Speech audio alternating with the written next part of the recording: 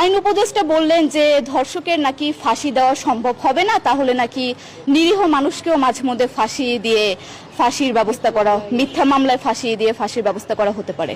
মানে আইন উপদেষ্টার কাছে আমার প্রশ্ন, আল্লাহ না করুক আজকে যদি আপনার কাছের কেউ, আপনার বোন অথবা আপনার স্ত্রী অথবা আপনার মেয়ের সাথে যদি এরকম কোনো কিছু হতো, আপনি কি আসলে এটা বলতে পারতেন যে না, ধর্ষককে ফাঁসি দেওয়া যাবে না? সবচেয়ে বড় অন্যায় কোনোদিনও পারতেন না। আপনি সবার আগে তার ফাঁসির ব্যবস্থা করতেন, সম্ভব হলে নিজের হাতে মেরে ফেলতেন।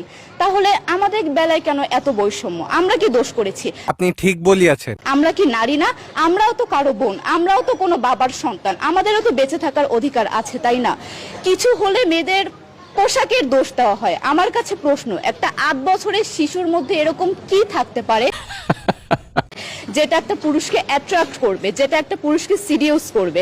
সেরকম হলে আসলে ধর্ষণ করা হতো সবসময় প্রাপ্তবয়স্ক মহিলাকে। কিন্তু আমার মনে হয় মিথ্যা বলছে। আমরা আসলে পরিসংখ্যান গবেষণা করলে দেখতে পারি যে ধর্ষক সবচেয়ে বেশি করা হচ্ছে শিশুদেরকে।